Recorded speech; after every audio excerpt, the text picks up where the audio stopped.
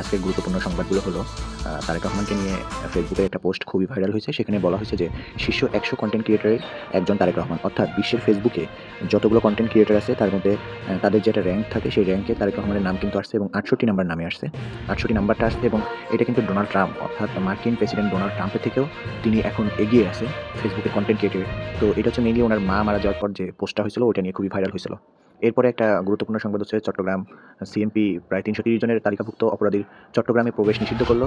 এই বিষয়টা হচ্ছে যে চিটাগাং যে সিএমপি কমিশনার আছে উনি এই তালিকা করছেন।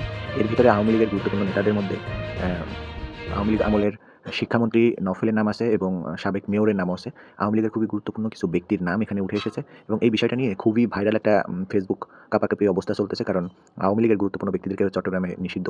এই ব্যাপারটা আওয়ামী লীগ নিজেরাও মেনে নিতে পারছে না। যে কারণে খুবই ভাইরাল হয়েছে ব্যাপারটা। আরেকটা ব্যাপার হচ্ছে গণভোটের ব্যাপারে প্রধান উপদেষ্টা ডক্টর ইউনূস এটা পোস্ট করেছেন এবং তিনি সে বিষয়ে বলছেন যে গণভোটে হ্যাঁ ভোট দিতে। আসলে এখানে একটা বিষয় আছে যে সরকার নিজেরাই এটা প্রচার করতেছে সরকারি টাকায়। তো সবথেকে বড় কথা যে সরকার যখন নিজের টাকায় এটা প্রচার করবে তখন সরকারের বোঝা উচিত ছিল যে এটা আসলে জনগণ কতটা মেনে নিবে কিনা।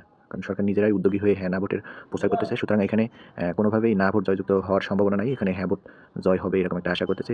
জনগণের মধ্যে একটা বিদ্রূপ সৃষ্টি হচ্ছে। তবে সরকার এটা কতটা সামাল দিতে পারবে সরকার নিজেরাই ভালো জানে।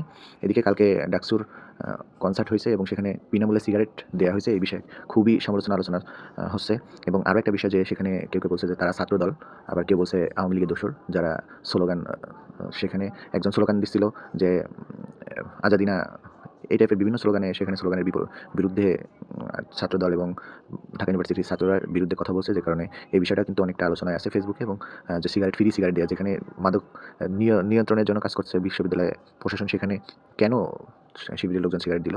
এছাড়া দ্বৈত নাগরিক ইস্যুতে সংবিধান লঙ্ঘনের বিষয়ে সিএসিকে একজন সচেতন নাগরিকের চিঠি। এই বিষয়টা হচ্ছে যে গত কয়েকদিন ধরে এই বিষয়টা নিয়ে আলোচনা হচ্ছে এবং হাসনাত আবদুল্লার বিষয়টা নিয়েও আলোচনা হচ্ছে। কিন্তু এর ভিতরে যারা দ্বৈত নাগরিক তাদেরকে বাংলাদেশে নির্বাচন করার কোনো সুযোগ নাই এবং এটা আইনেও লঙ্ঘন।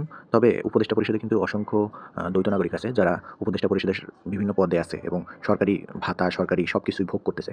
এই বিষয়টা নিয়েও খুবই আলোচনা সমালোচনা হচ্ছে এবং নির্বাচন যত ঘনিয়ে আসছে তত বিষয়গুলো খুবই খারাপ দিকে যাচ্ছে এবং মানুষ এগুলো স্বাভাবিকভাবে নিচ্ছে না। যে কারণে নির্বাচনের বিভিন্ন ইস্যু নিয়ে কিন্তু এখন সমালোচনা আলোচনা হচ্ছে ফেসবুকে। তো আপনারা এগুলো দেখতে চোখ রাখুন।